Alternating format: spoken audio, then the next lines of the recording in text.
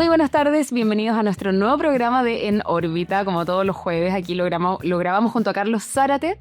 Y en esta edición, bueno, por supuesto, nuestro editor que está atrás de cámara, Tomás Pardo. Y en esta edición queríamos hablar de un tema que nos llamó mucho la atención esta semana.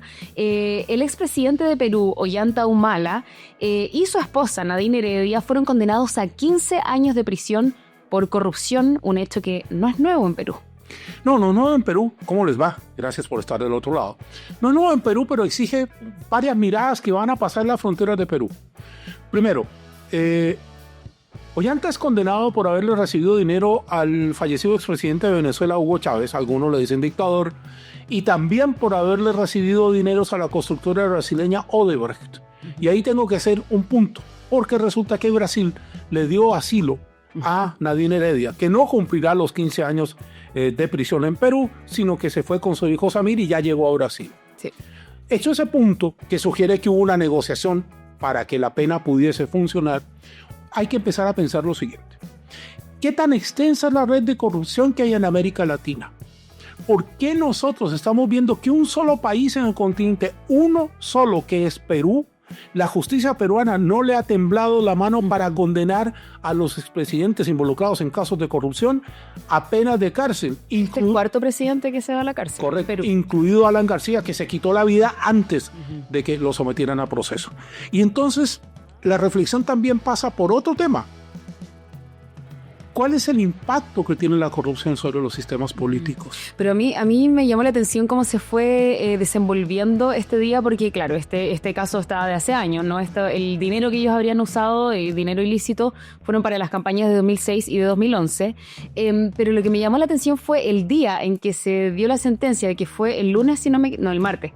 Ese martes, Nadine Heredia, antes de que se diera la sentencia, había ido temprano a la embajada de Brasil a pedir asilo. O sea, antes de que siquiera ella supiera, se supone que no sabía que le iban a dar esta sentencia, ella ya había ido a pedir asilo, ya estaba tomando todos los resguardos.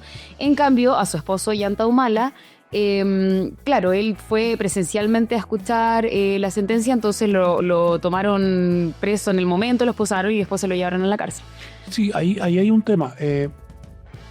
Más allá de si Nadine Heredia fue a la embajada de Brasil, hay un tema del gobierno peruano de Dina Boluarte que decide darle salida a Nadine Heredia porque con eso neutraliza un eventual reclamo de Ollanta que tiene que aceptar, porque Ollanta es condenado por recibir el dinero y Nadine es condenada porque era la jefe de campaña, es decir, no había cómo no saber que ese dinero había llegado ahí. Le voy a dar un dato, solo para colocar lo que estaba tratando de establecer de la corrupción en América Latina. En Colombia es muy conocido el caso 8000, que fue el caso de los narcocassettes y el caso de los dineros de narcotráfico que entraron en la campaña de Ernesto Samper Pizano. El expresidente Samper no puede entrar a Estados Unidos porque le retiraron la visa de manera vitalicia, por decirlo de alguna forma. Sin embargo, fue solo condenado un funcionario menor, que era su jefe de campaña, su secretario de campaña, y nadie más. Y todas las acusaciones en América Latina que se hicieron a raíz del caso Odebrecht, que invirtió dinero en varios países del continente, sí, no llegaron a ninguna parte. Por eso es que destaco la valentía de los jueces peruanos, que entre otras cosas, por si usted no lo sabe, cuando usted en Perú lo acusan de algo, lo pueden encarcelar inmediatamente mientras se desarrolla la investigación.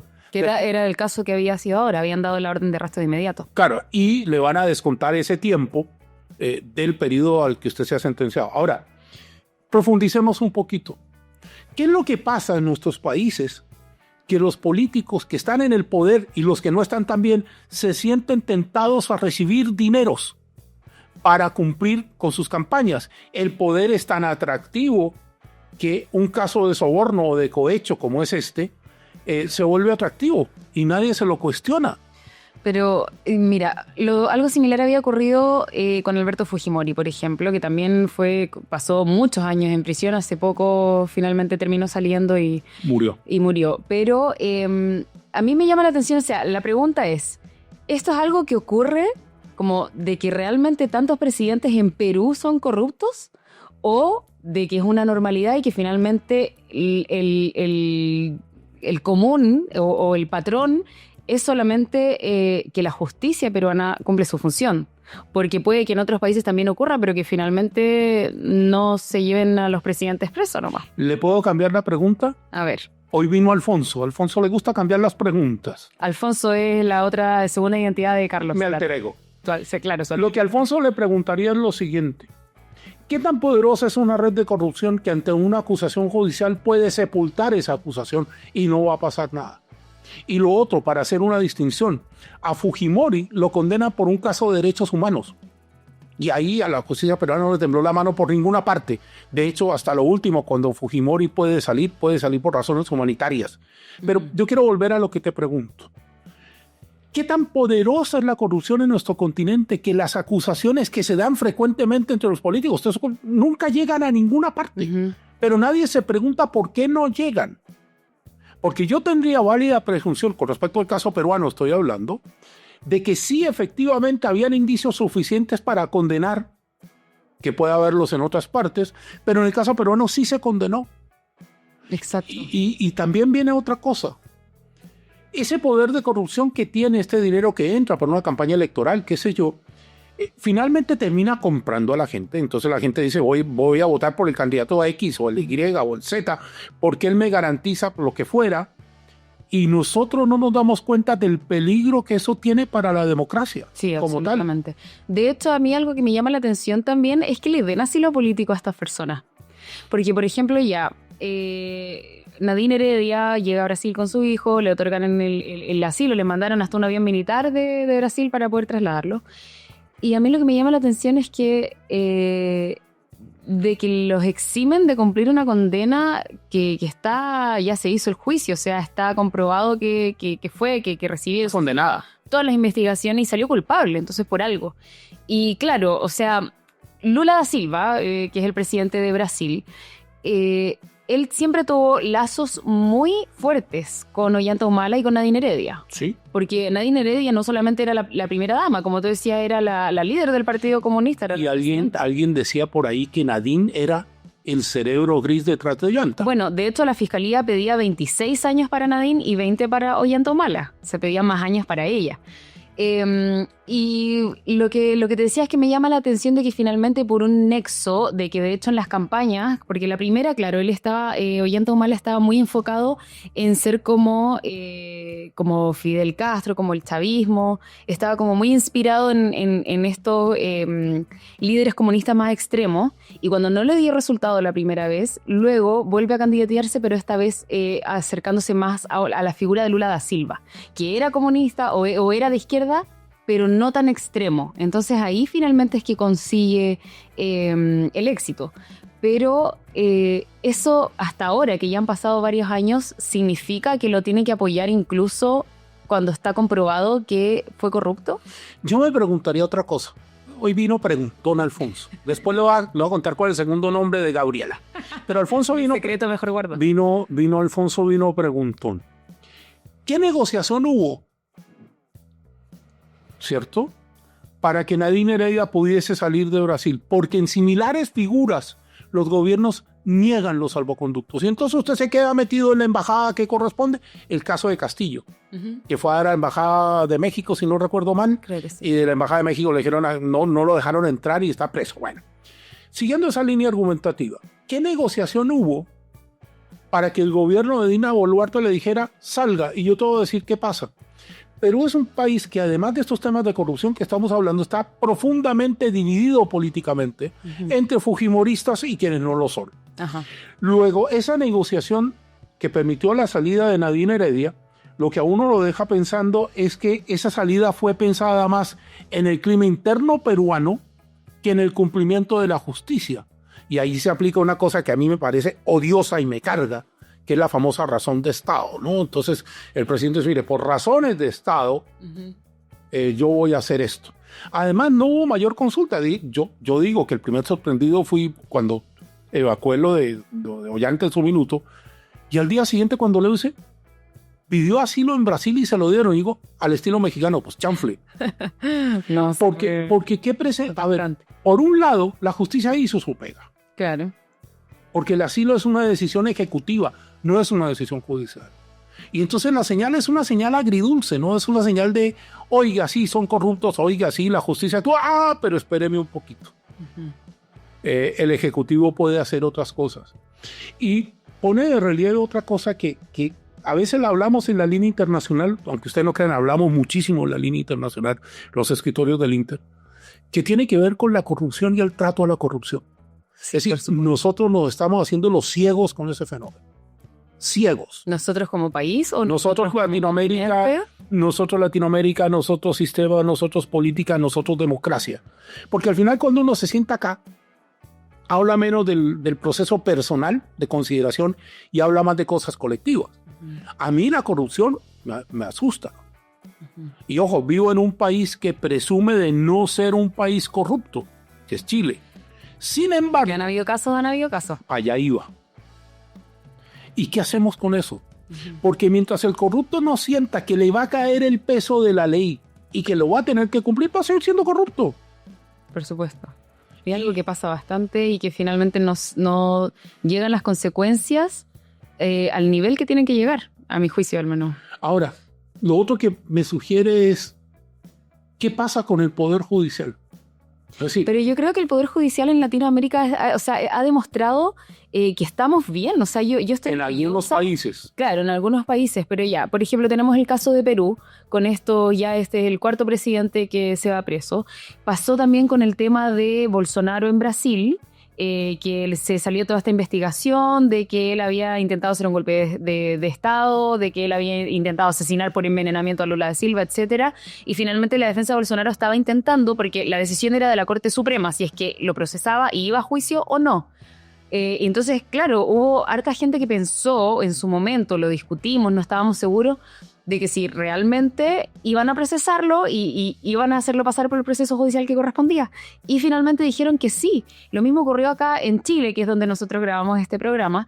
El otro día, claro, hubo un problema con una senadora, Isabel Allende, con el tema de la venta de la casa de Salvador Allende y todo. Iba a ser convertido en un museo. Iba a ser, claro, era una buena idea, digamos, pero hubo una falta constitucional y dentro del tribunal habían jueces que eran del oficialismo y aún así votaron por destituirla. Entonces a mí me parece que finalmente la justicia está funcionando. A ver, yo de nuevo, qué bueno que haya venido Alfonso.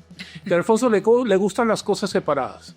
No mezclemos corrupción con intento de golpe de Estado, son dos cosas diferentes. No, claro, pero y no de la justicia. Por eso, espérame. Y no mezclemos corrupción con intento de golpe de Estado y con una infracción constitucional que en cualquier otra parte quizá habría pasado colada. Yo sí concuerdo con que la justicia hace su pega, su trabajo, su labor.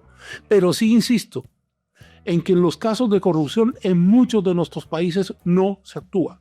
Porque es diferente actuar contra un golpe de Estado, pero contra un intento de golpe de Estado.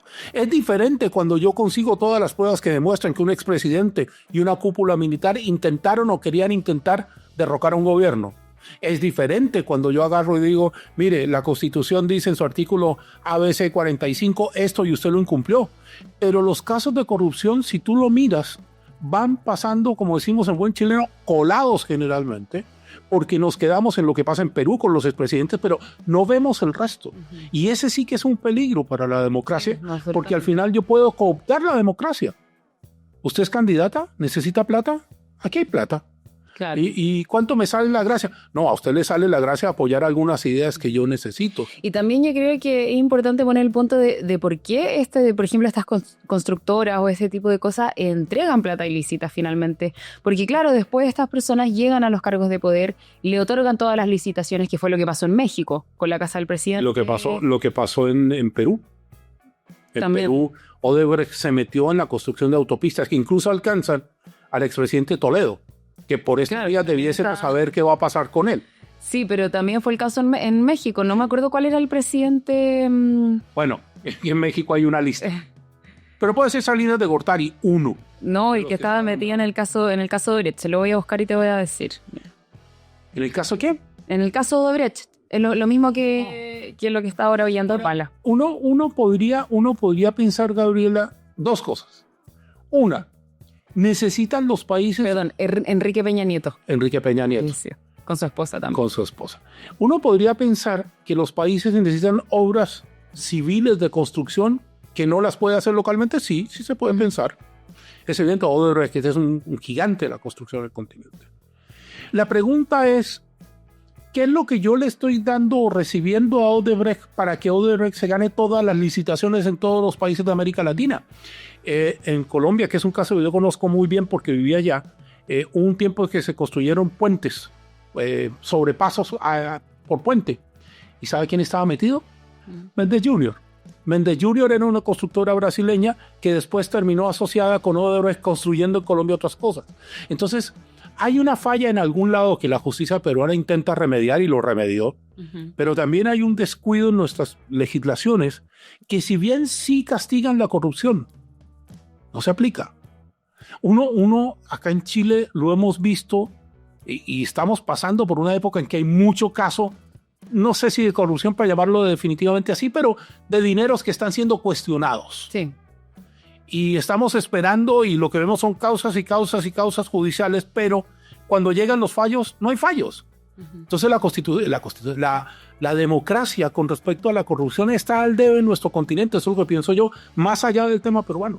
Sí, no, absolutamente. Yo creo que todavía deja mucho que desear. Pero mira, esto me lleva a pensar en un segundo tema, Carlos. A ver. Otro tipo de castigo.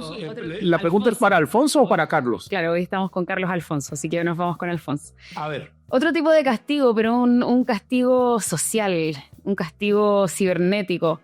Porque las redes sociales hay controversia, hay polémica con respecto a lo que ocurrió con el viaje. Nos vamos a ir de Perú. ¿Sí o no? No, yo qué pues. ¿Querías seguir hablando de Perú? Es que yo creo que hay que agotar una vía. Cuando tú hablaste de presiones sociales, yo sí quiero decir que hay sectores en muchos de nuestros países que castigan la corrupción y que la denuncian, pero que socialmente todavía no se logra la presión suficiente para que esos casos lleguen a puerto y sean sancionados. El problema no es descubrir al corrupto, Gabriela. El problema es sancionarlo. El problema, como decía una canción de Arjona vieja, para ponerle un poco de humor negro. El problema no, a mí no me gusta mucho Arjona, pero el problema no eres tú, soy yo. Bueno, cuando yo soy el problema y cuando yo soy el país que está involucrado en eso, ¿qué es lo que voy a hacer? Estas conversaciones solo tienen valor si logramos que usted reflexione sobre el inmenso poder de la corrupción. Porque la corrupción no es solo no es solo el tipo que... ¿Qué hace uno? ¿Cómo se ataca este tema? Denuncia al estilo Bernie Sanders. Usted denuncia y le escribe a su político de confianza que quiere ver resultados con respecto a aquello. Mire, el poder de la corrupción no es exactamente lo que no se construye, porque se construye. Pero se construye un sobrecosto tal que esa plata que usted está pagando de más para construir o que la recibe va al bolsillo del de turno y no al bolsillo nuestro. Y por eso dejamos de hacer hospitales y por eso dejamos de hacer, no sé, estaciones de policía, hotel, lo que fuera, porque esa plata que ingrese legalmente no va a ninguna parte. Ese es el problema. Claro. De hecho, ocurre algo muy, muy heavy en México, que ahí obviamente sabemos que hay muchísima corrupción con los narcotraficantes y todo. Pero al final, una amiga mexicana me contaba que al final los narcotraficantes, en algunos lugares, obviamente no estoy generalizando, pero en algunas partes, algunos los quieren incluso porque tienen tanta plata que ellos mismos hacen obras sociales, hacen obras por sus barrios, por las comunidades, hacen lo que el gobierno no hace, o lo que hace tiempo a los estados, porque en México es un país federal, a los estados, claro, no han construido el puente o no han hecho el hospital o se quedan en los proyectos y no los terminan, y al final llegan los narcotraficantes y lo financian. Imagínate. Le voy a dar 2 datos para que se asombre. Pablo Emilio Escobar Gaviria, se vuelve famoso en Colombia no por ser narco. Se vuelve famoso en Colombia porque él, con el dinero de él, instala un programa que se llamaba Medellín sin tugurios y comienza a hacer casas y a repartir plata. Esa es una. Digo, si no se asombra con esa, se va a asombrar con la que viene. En algún minuto, después del asesinato del ministro de Justicia colombiano Rodrigo Lara Bonilla, los narcotraficantes, Pablo Escobar, Rodríguez Gacha, Carlos Leder, que acaba de volver a Colombia, y otros más, los hermanos Ochoa, le piden al gobierno colombiano una reunión en Panamá para plantear algunas cosas. ¿Sabe qué le ofrecieron? pagar la deuda externa de Colombia en ese minuto y Colombia quedaba 0 pesos a cambio de que no les tocaran las ganancias que tenían y ellos prometían salir de narcotráfico. O sea, el nivel de dinero, el nivel de plata que tienen para poder pagar la deuda de un país completo. Imagínate. Y para cerrar el tema y ahí sí tomar la cápsula, mira, ahí está el cohete que nos va a llevar al próximo tema. Para cerrar el tema, más allá de la corrupción activa, lo que hay que tener miedo es a la forma como eso se instala en una sociedad y termina dañándolo todo. Porque usted la única garantía que tiene cuando es ciudadano de un país es que tiene un Estado que es relativamente correcto, serio y limpio. Y si usted no tiene eso, ¿qué da? Uh-huh. Bueno, ahí está la pregunta que les deja Carlos Alfonso Zárate. Ahora sí podemos pasar al segundo tema, ¿cierto? En 10, 9, 8, 7, 6, 5, como un cohete. 4, 3, 2... Bueno, el segundo tema que les queríamos comentar, la cuenta regresiva, ¿no?, que nos acaba de hacer Carlos Zárate, tiene que ver con el viaje espacial que hicieron varias mujeres muy famosas en Estados Unidos, entre ellas Katy Perry, que quizás es la más conocida, y que ha causado polémica, sobre todo en redes sociales, porque fue muy corto, y finalmente el cuestionamiento que se les hace es: ¿vale la pena utilizar la cantidad de recursos monetarios, la cantidad de perjuicios para el medio ambiente que esto significa, por un viaje de 11 minutos? De menos de 11 minutos, de 10 con 22. No, 10 con 22. 10 minutos con 22 segundos. Nuestro ingeniero de vuelo. Claro, nosotros tenemos a nuestro querido editor Tomás Pardo, que nos comentaba que esto en realidad tiene un objetivo científico. Entonces, que claro, es necesario por una parte hacer este tipo de viajes para poder ir practicando, ir conociendo, ir abriendo el camino a finalmente los vuelos comerciales, ¿no? Al espacio. Pero por otro lado está toda la gente que critica mucho esto porque ¿quiénes son las personas que fueron elegidas? La esposa de Jeff Bezos, que es el dueño de la empresa aeroespacial Blue Origin, Katy Perry o por ahí una presentadora de noticias. Entonces, finalmente, ¿cuál es el fin? Eso es lo que se está cuestionando. Alfonso will answer you. Alfonso te contestará. Separemos aguas, como hemos hecho todo el programa. Ese lanzamiento mediático de un cohete que duró 10 minutos 22 segundos desde que salió y volvió, tuvo un periodo de ingravidez de más o menos 3 minutos, 2 minutos, una cosa así, en la que se ve la imagen de Katy Perry cantando What a Beautiful World y toda esta cosa, y eso que provoca como gran expectativa. Y tenía por origen esta oportunidad, yo creo que en algún sentido comercial, porque copó todas las transmisiones en todas partes del mundo. Uh-huh. Lo que pasa, y eso es un aporte de Tomás Pardo, nuestro editor, es que uno, si le da vuelta a la moneda, y por eso quiero separar aguas, podría encontrar ciertas cosas que valía la pena probar. Por ejemplo, la cápsula y el reingreso a la atmósfera. Quienes seguimos la carrera espacial, yo la sigo de niño, siempre me cautivó eso. Sabemos que el periodo de despegue es muy complicado, el periodo de reentrada es muy complicado y que la última misión espacial de Estados Unidos debe haber volado hacia el año 80, por ahí no lo recuerdo bien. Apolo 17 creo que fue el último. Y ya de ahí se olvidó eso. Pero el mundo ha avanzado y ya no podemos colocar en el espacio a ese costo la misma cápsula. Por lo tanto, aquí había un elemento, eran 6 mujeres en una cápsula. La primera misión femenina, íntegramente femenina de Estados Unidos, y sigo mezclando cosas. Claro. Y también, por cierto, probar el cohete. El cohete es maravilloso porque la parte impulsora vuelve a tierra y aterriza como los dibujos animados de cuando yo era niño, eso hace mucho rato. Pero la pregunta del millón es, ¿era necesaria la presencia de estas personas y sobre todo la presencia de Katy Perry, que es la que finalmente le da el vuelo a este cuento? Claro. Cuando anunciaron el vuelo, yo me acuerdo que dijeron algo así como Katy Perry irá al espacio. Y yo miro a Pardo por el lado del ojo y digo, bueno, ir al espacio quiere decir, va a estar como Valentina Tereshkova, que era la única mujer que había estado fuera del espacio orbitando, la primera más bien que la única. Y sola, en una misión solitaria, que era la misión rusa, que eran, no me acuerdo si eran Vostok o Cosmos, una de las dos denominaciones tenía, y estuvo en el año 63 orbitando la Tierra, fue la primera mujer que fue al espacio exterior. Los gringos habían llevado gente en el Columbia a misiones largas. Cuando se habla de misión espacial, perdón al micrófono, eso es porque uno se emociona. Cuando se habla de misión espacial, yo me imagino un poquito más que 10 minutos. Y eso que en el espacio estuvieron 2 minutos. Imagina. Además, y de hecho Katy Perry llegó dándole besos a la tierra, así como yo tuve que ver, bien tierra firme. yo tuve que ver eso en directo y la verdad, vos, mi escritorio. Mire, el cuento del viaje al espacio es el siguiente. Hay una altura desde el piso de la Tierra hacia arriba en el que usted está en el espacio exterior. 100 kilómetros. 100.000 metros de altura. Te pasa 100.000 metros, está en el espacio. Uh-huh. Eso es lo único que se quería probar. O sea, lo único que uno puede sacar en limpio. Ojo, no soy enemigo de la experimentación científica. De hecho, el primer vuelo tripulado de Apolo, la misión que llevó al hombre a la Luna, iba a ser el Apolo 1 y el Apolo 1 se quemó en tierra. Murieron 3 astronautas por un error en el manejo del oxígeno de la misión. Se incendiaron. Claro. O sea, hay que ensayar.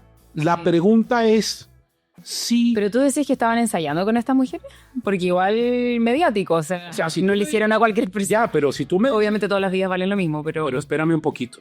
Si tú me dices a mí que lo importante es que Katy Perry vaya al espacio y se arma esta parafernalia. De hecho, yo fui el primer sorprendido. Yo en la línea Inter sale el letrero de la agencia que nos da la imagen. Vuelo espacial. Y yo ahí, así. Mire el lanzamiento. Y de pronto, como a los... deben haber sido 7 minutos. no sé. Empiezo a ver la cápsula caer de vuelta. ¿Y aquí qué pasó? No iba a durar más que eso. Es más, si tú me preguntas, y le voy a transmitir la pregunta a don Pardo para que me diga sí o no, para mí la parte más atractiva de todo este cuento fue la reentrada de la cápsula con los paracaídas. También, claro. Acostumbrado a que los programas gringos amarizaban. Pero yo, bueno, dijiste hartos puntos, pero hay uno que Antonia, me lo vas a contestar, llegó el momento. El segundo nombre de Gabriela, secreto guardado, es Antonia. Bueno, revelaste mi secreto. Buen amigo. Sí, Gabriela Antonia y Antonia. Vamos. Dentro de es que claro, tú mencionaste distintos puntos, pero hay uno que a mí me... o al menos lo que yo he estado viendo en redes sociales, en TikTok, en Twitter, etcétera, es que un poco lo que tú decías, claro, tú comparaste, tenemos acá a Katy Perry, una cantante, y por otro lado tenemos a una astronauta, una mujer que se preparó, científica, etcétera. Y justamente esa también es una de las polémicas porque las personas que se eligieron, o sea, no tenían una calidad de gente que ha estado en la aeronáutica, que... ¿Habían 2? Había una científica, Sí, sí. Una científica y una científica de la NASA. y una científica de la NASA. Dos Pero y el resto, o sea, son la minoría. Entonces, finalmente, claro, lo que te decía, o sea, Jeff Bezos mete ahí a su esposa, una cantante. Entonces, claro, por un lado, uno entiende que tiene que ser mediático y que tiene que elegir personas que llamen la atención, pero ahí también está la duda de ponernos en cuestionamiento a nosotros mismos, como porque ellos si necesitan a estas personas ponerla ahí es porque nosotros vamos a consumir ese contenido. Y entonces ahí entra voz comercial que dice, viaje al espacio en la próxima cápsula, desde la Florida el próximo martes. Eso es. Lo que vimos nosotros fue una puesta en escena para ver quién se engatusa y paga los 5, 6 o 7 millones de dólares que puede costar un asiento en esa cápsula para darse gustito de ir a la ingravidez un minuto. Es que ese es el problema, porque también esto genera un perjuicio, como te decía al principio, medioambiental terrible. O sea, todos los recursos que se utilizan y todo lo que provoca es muchísimo. Entonces, ¿vale la pena realmente para que un par de personas puedan pagar mucha plata para poder ir un minuto al espacio? Sí, yo quiero tomar una cosa que porque yo sé que a Tomás le gusta la parte científica del asunto y la trivialización le gusta bien poco y le pido disculpas. También se la pido a usted si es el caso. El tema de fondo para mí es que hay cosas que merecen ser tratadas en serio. De verdad.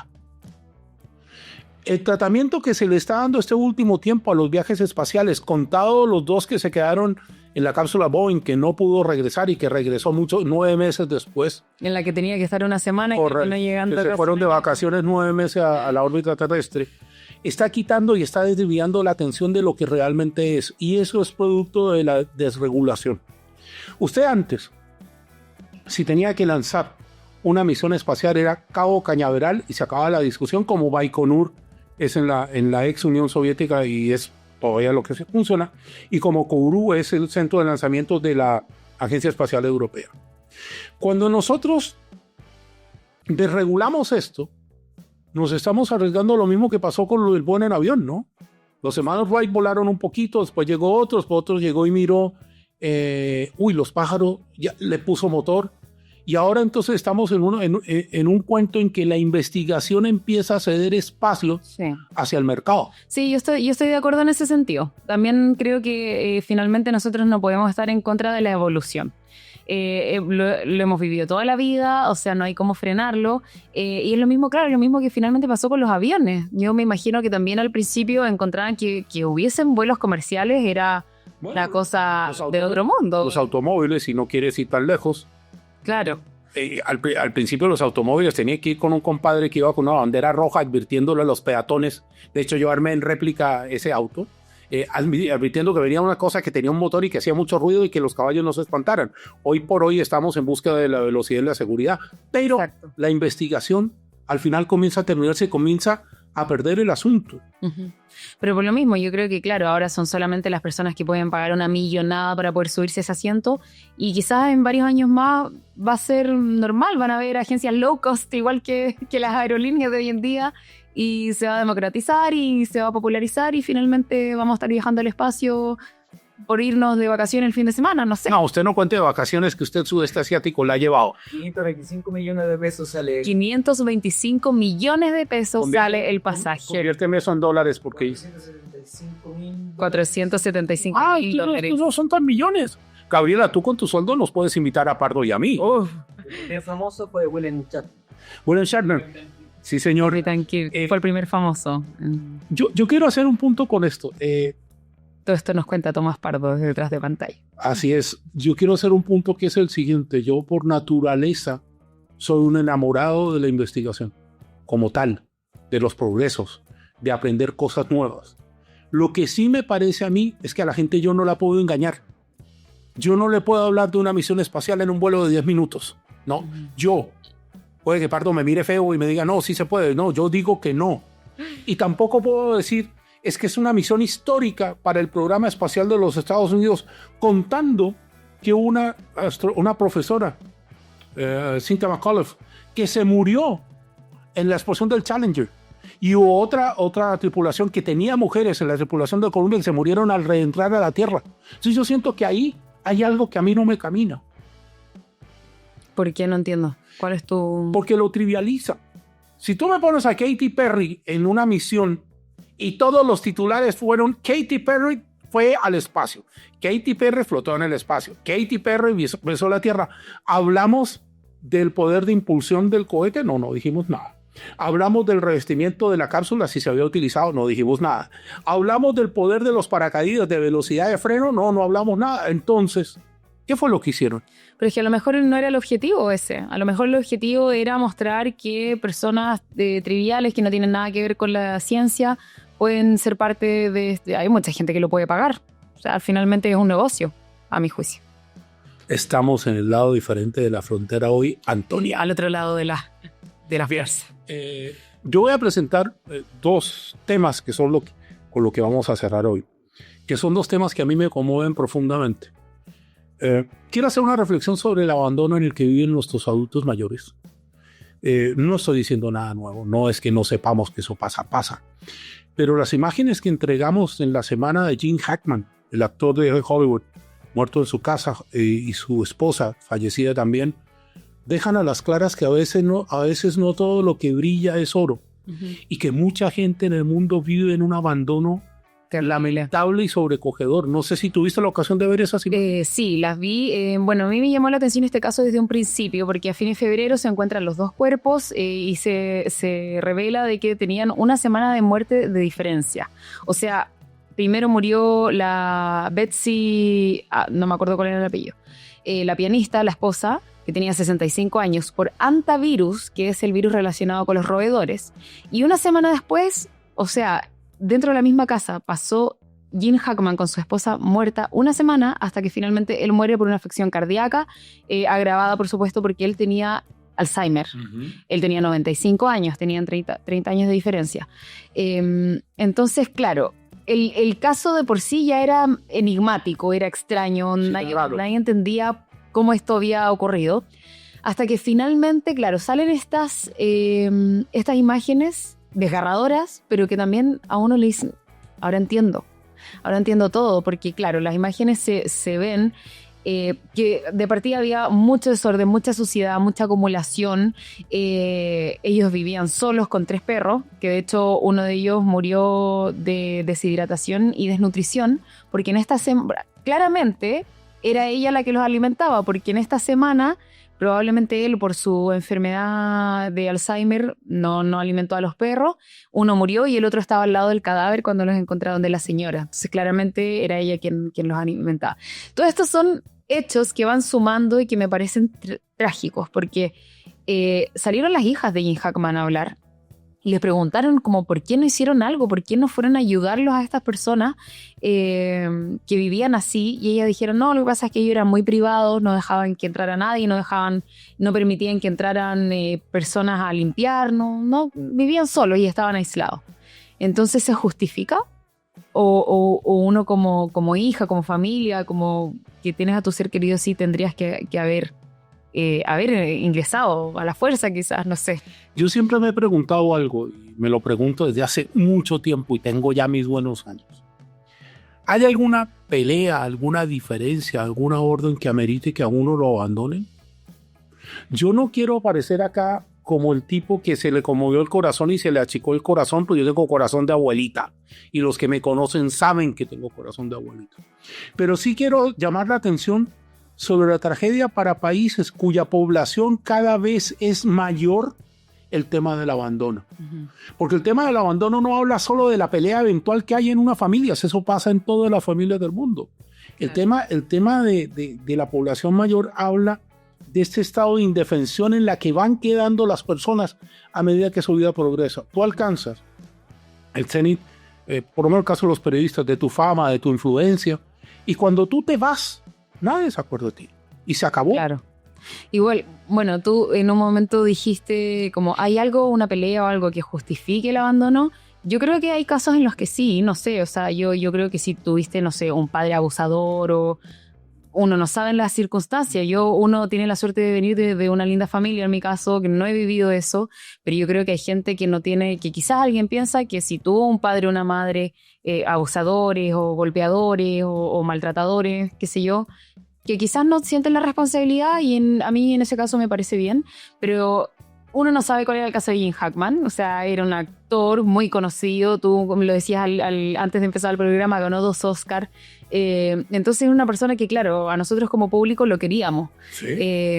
pero es triste ver cómo finalmente con toda su trayectoria una enfermedad mental puede llegar a un nivel tan que te afecte a tu vida cotidiana. Le puedo contestar en inglés porque usted me habla en francés, Yo nunca te hablo en francés, pero bueno. pero yo lo pido y lo haces. Maika Ko, tú estás peleada por tu familia, no sabes de tus padres, no quieres saber de tus padres, agarra y llama. Llama al organismo de socorro, al organismo de emergencia, plantea el caso, llama a servicios sociales. A mí lo que me mortifica, y con eso vamos a enlazar el último tema del programa de hoy, es esta idea de esta conversación.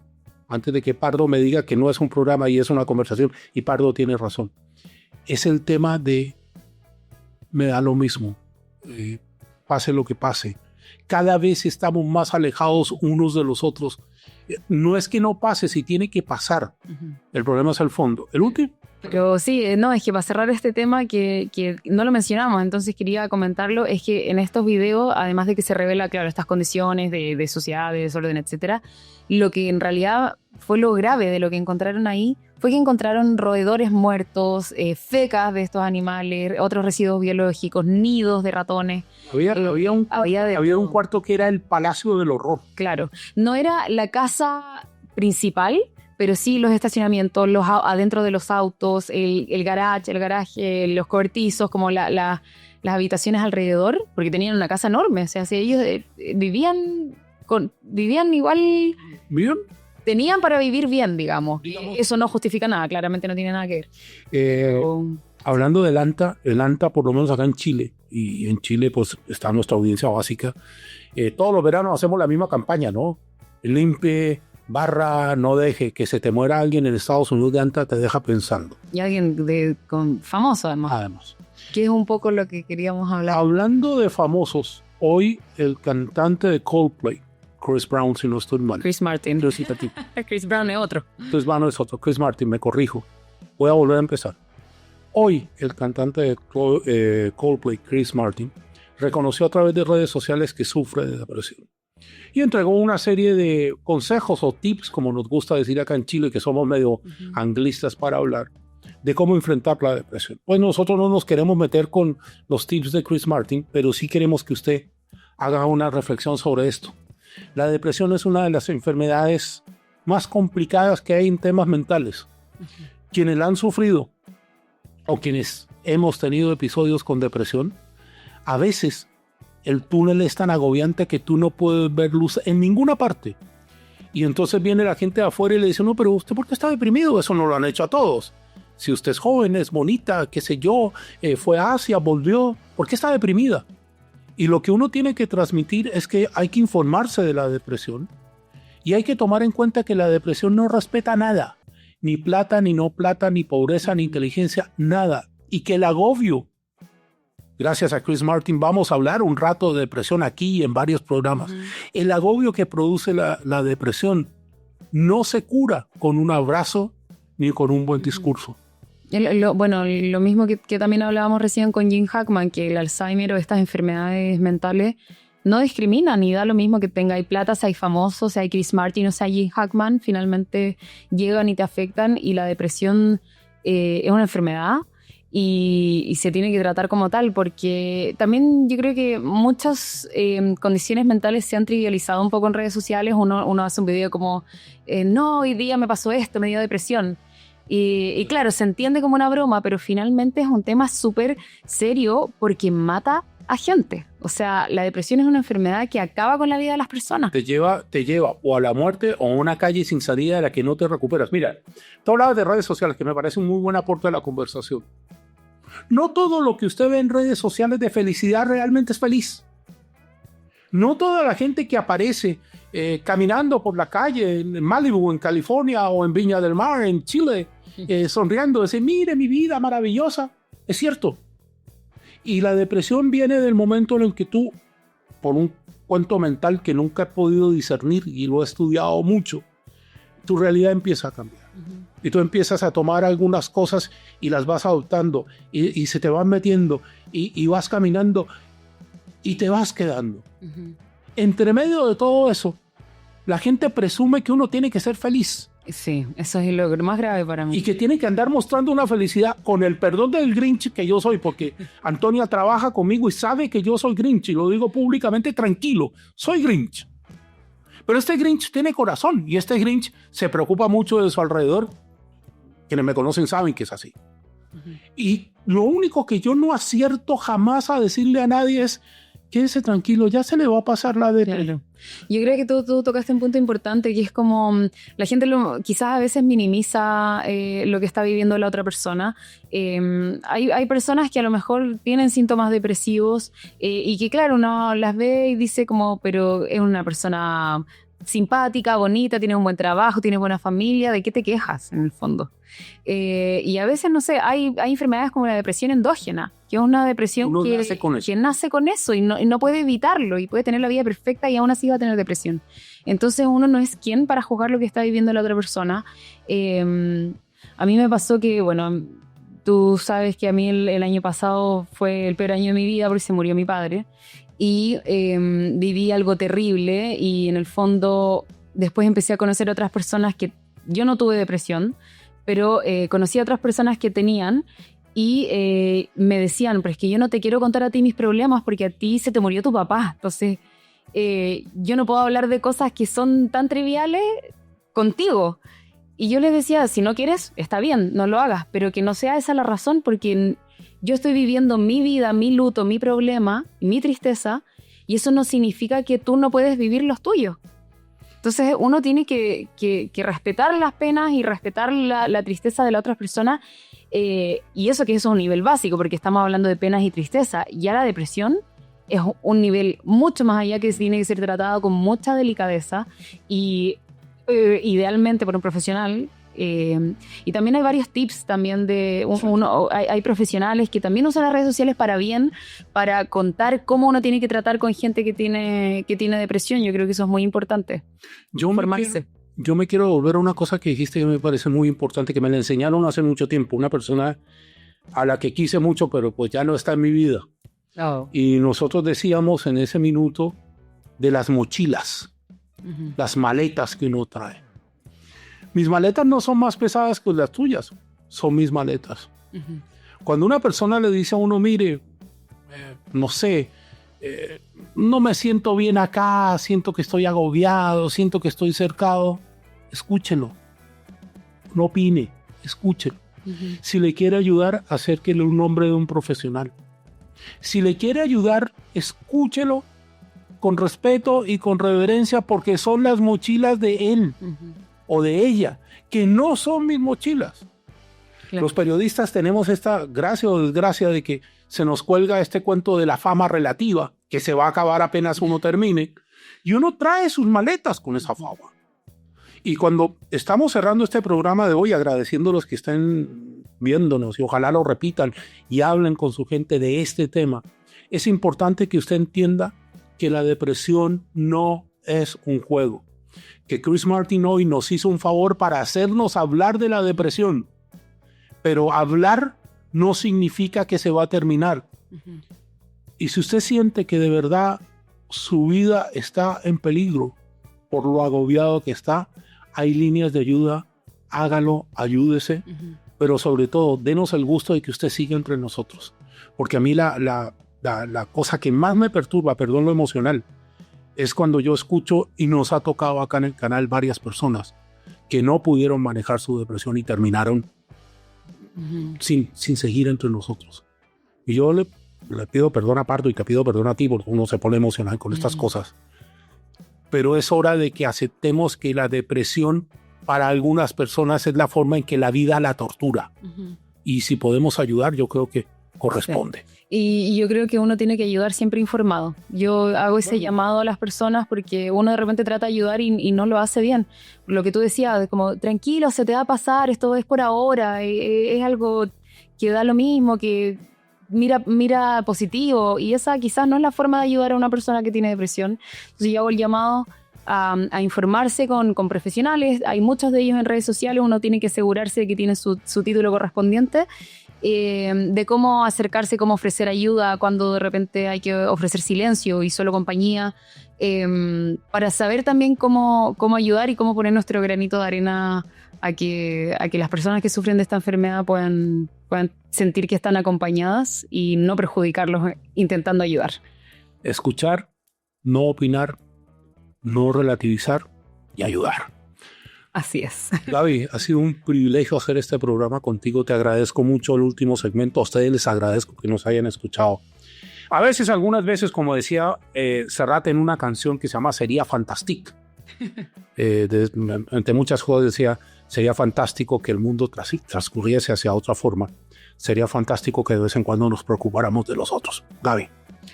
Así es, bueno, terminamos este programa de una forma un poco más sentimental, no siempre es así, ahora fue así, pero yo creo que es normal, de repente hay que tocar estos temas importantes también. Así que muchas gracias por habernos acompañado, como siempre. Un saludo a mi hermano que hoy día está de cumpleaños, así que me tomo la libertad de Raúl Valenzuela, se llama. Sí. Raulito, no te conozco, felicidades. Gracias por permitirme esta libertad y muchas gracias por su compañía.